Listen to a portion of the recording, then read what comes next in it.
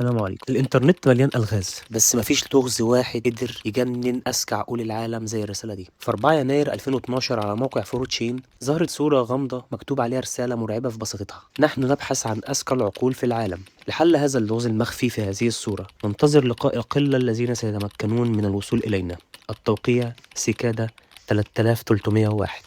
ناس كتير افتكرتها مقلب من عيل فاضي، بس اللي ما كانوش يعرفوه ان الرساله دي كانت الباب لاخطر واعقد عمليه تجنيد وتشفير في تاريخ البشريه. عمليه خرجت من الشاشات ونزلت للشوارع في 14 دوله. انا محمد سعيد، والنهارده هنغوص في شبكات الدارك ويب عشان نكشف السر ورا منظومه سيكادا 3301.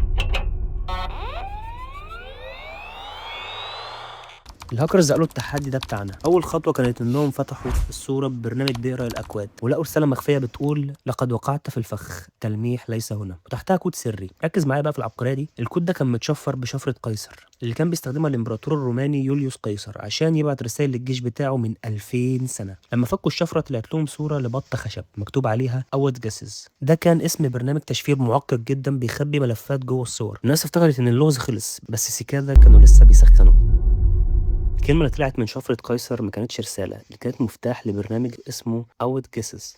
سيكادا استخدموا تكنيك مرعب في عالم الهاكرز اسمه علم الإخفاء. ببساطة هم خبوا ملفات كاملة جوه بيكسلات الصورة نفسها، لأن البشرية مستحيل تشوفها. بس لو دخلت الصورة على البرنامج وكتبت المفتاح هتتفتح لك بوابة تانية خالص. لما الهاكرز عملوا كده لقوا رسالة جديدة بتشتمهم. الرسالة بتقول: لقد وقعتم في فخ التمويه، نحن لا نبحث عن الأغبياء. الناس افتكرت إن اللغز خلص. اللغز فتح لهم باب أوسع بكتير ودخلهم في متاهة من أرقام المايا القديمة وأشعار الملك أرثر. بعد أيام من فك شفرات معقدة جدا، الهاكرز وصلوا لرقم تليفون حقيقي في ولاية تكساس الأمريكية، ولما اتصلوا بيه رد عليهم صوت آلي مرعب بيقول لهم: لقد قمت بعمل جيد جدا، الإعداد الأولية للصورة الأصلية ستدلك على الطريق.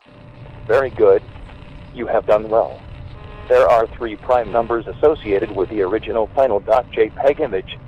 3301 is one of them. You will have to find the other 2. Multiply all 3 of these numbers together and add a .com on the end to find the next step. Good luck. Goodbye. المنظمة دي ما كانتش بتلعب، دي كانت بتصفي البشر اللي قدروا يحلوا اللغز الأرقام الأولية دي، ووصلوا لموقع إلكتروني عليه ساعة عد تنازلي. لما الساعة دي وصلت للصفر حصلت الكارثة اللي قلبت العالم. بمجرد ما العداد خلص الموقع ما طلعش كود جديد، الموقع طلع 14 إحداثيات على الجي بي إس في العالم الحقيقي. أيوة، العالم بتاعنا، في أمريكا، روسيا، اليابان، فرنسا، أسبانيا، وحتى استراليا. اللغز طلع من الشاشات ونزل للشارع. الناس نزلت تجري في نفس اللحظة الأماكن دي، ولقوا بوسترات ملزوقة على أعمدة النور فيها الكيو ار كود. معنى كده إن المنظمة دي عندها عملاء على الارض فعلا في كل القارات، وقدروا يلزقوا البوسترات في نفس الوقت. الكيو ار كود ده كان هو التذكره لشبكه دارك ويب. بس المنظمه دي كانت ذكيه جدا. اول مجموعه قليله دخلت الموقع قفل في وش الباقي وكتب رساله: نحن نريد قاده وليس اتباع. الباب قفل، بس في عدد قليل جدا قدروا يدخلوا جوه قبل ما السيرفر يقع او سيكادا تقفله في وشه. واحد منهم كان مراهق عنده 15 سنه بس، اسمه ماركوس وونر. ماركوس فجاه لقى جاله ايميل مشفر من سيكادا. الايميل ده ما كانش لغز جديد، ده كان دعوه رسميه. ماركوس لقى نفسه جوه منتدى سري على الدارك ويب مفيش حد يقدر يوصل له. جوه المنتدى ده لقى فيه الفايزين التانيين، ولقى رساله من سيكادا بتكشف اخيرا هم مين وعايزين ايه.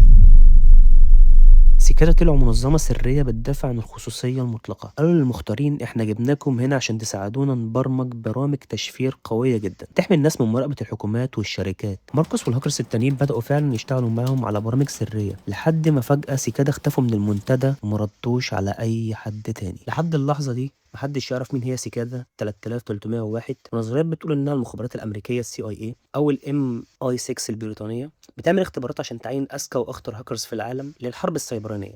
نظريات تانية بتقول إنها جماعة سرية بتحاول تبني نظام عالمي جديد بعيد عن رقابات الحكومات. اللغز ده رجع ظهر تاني في 2013 وفي 2014 وبعدين اختفى تماما. هل لقوا العقول اللي كانوا بيدوروا عليها وقفلوا التجنيد؟ لو فاكر ان قصه سيكادا خلصت في 2012 تبقى غلطان. المنظمه رجعت بظهور مرعب في 2013 وبعدها في 2014 ونزلوا اعقد لغز في تاريخ البشريه. نزلوا المره دي مش صوره، لا، كتاب كامل اسمه ليبر بريموس او الكتاب الاول. الكتاب ده مكون من 58 صفحه، بس الكارثه هنا انه مش مكتوب باي لغه بشريه معروفه. سيكادا اخترعوا ابجديه كامله خاصه بيهم من الرموز الرونز. الهاكرز وخبراء التشفير في العالم كله اتجمعوا عشان عشان يحلوه، والنتيجة من سنة 2014 لحد اللحظة اللي بتسمعوني فيها دي قدروا يترجموا 19 صفحة بس من أصل 58. السكادة سابت رسالة بتقول فيها لن نعود حتى يتم فك شفرة الكتاب الأول بالكامل. وفعلا المنظمة اختفت في الصمت تام وسابت وراها كتاب أشبه بلعنة تكنولوجية بتقهر أذكى عقول الأرض كلها متجمعة. ولو رسالة السكادة ظهرت قدامك النهاردة هتقبل التحدي وتدخل المتاهة ولا هتقفل الشاشة وتعمل نفسك مش شايف؟ استني أراكم في الكومنتات. سلام.